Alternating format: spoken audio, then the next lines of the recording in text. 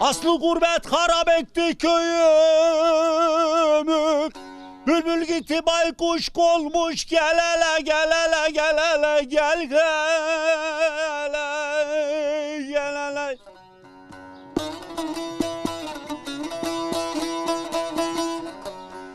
Belayım bel paşayım diyenler kapıları kilit vurmuş, gel hele gel hele gel hele